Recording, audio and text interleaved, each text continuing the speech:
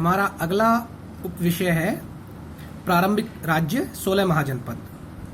जैसा कि मैंने पहले ही आप लोगों को बताया कि 6ठी शताब्दी ईसा पूर्व जो है उसको एक महत्वपूर्ण परिवर्तनकारी काल माना जाता है और इसी काल में 16 महाजनपदों का उल्लेख जो है वो बौद्ध ग्रंथों और जैन ग्रंथों में मिलता है।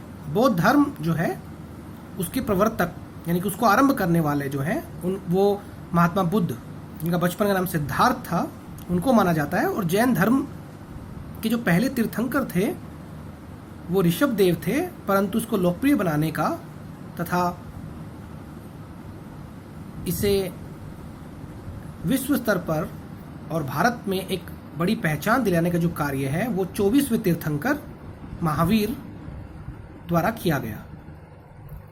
इन ग्रंथों में जो सूची मिलती है उनमें जिन महाजनपदों का उल्लेख है उनमें समानता नहीं है, लेकिन फिर भी वज्जी, मगध, कौशल, कुरु, पांचाल, गांधार और अवंती जैसे नाम जो हैं वो दोनों में कॉमन है।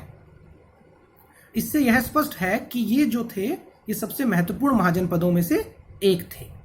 जो अधिकांश महाजनपद थे उन पर राजा का शासन होता था, लेकिन गण और संघ के नाम से प्रसिद्ध राज्यों में कई लोगों का समूह शासन करता था और इस समूह का प्रत्येक व्यक्ति राजा कहलाता था।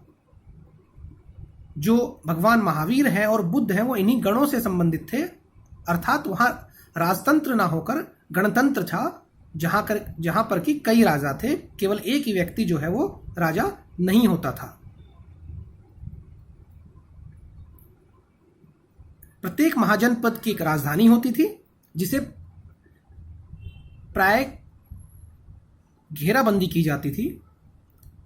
इस किलेबंदी को आप वर्तमान समय में कई ऐतिहासिक मूवीज, जिनमें हम कहें कि जैसे बाहुबली या मगधीरा, इन मूवीज में आप देखते हैं किस प्रकार से किले को जो है वो सुरक्षा प्रदान की जाती थी किलेबंदी के द्वारा।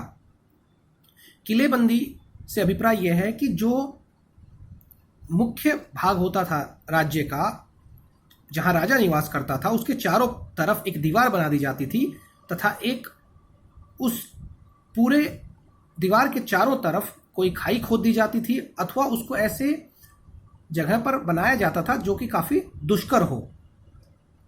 इसी प्रकार जो है राजगीर के अंदर, जो कि मगध साम्राज्य की पहली राजधानी थी, जो कि वर्तमान बिहार में है, वहां पर इसी प्रकार जो राजा का महल था उसको एक किले पर बनाया गया था।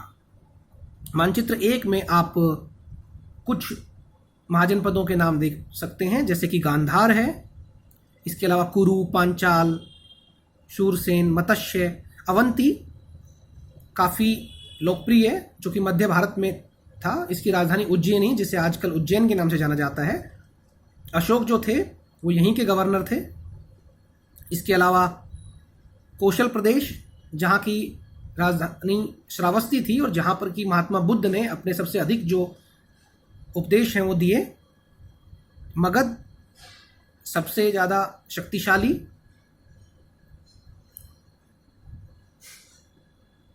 इसी प्रकार से कह सकते हैं कि शासक जो है वो अधिकतर क्षत्रिय वर्ण के होते थे और शासकों का जो काम था वो किसानों, व्यापारियों, शिल्पकारों से कर तथा भेंट वसूल करना माना जाता था। इसके अलावा वनवासियों और चरवाहों से भी कर के रूप में कुछ लिया जाता था। जैसे कि कलिंग क्षेत्र का कई बार वर्णन मिलता है, तो कलिंग जो है वो हाथियों के लिए प्रसिद्ध था। तो कलिंग के जो वन थे उनसे, वनवासियों से राजा को या मगध को कहें, हाथियों की प्राप्ति जो है वो होती थी।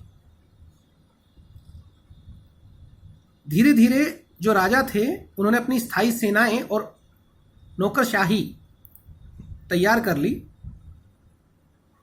लेकिन अभी भी जो छोटे राजा थे वो सहायक सेना पर निर्भर थे, जिसमें कि प्राय किसानों को, जो कि वर्ष में काफ़ी समय खेतीबाड़ी करते थे और ज़रूरत पड़ने पर वो युद्ध के अंदर सैनिकों का कार्य भी करते थे।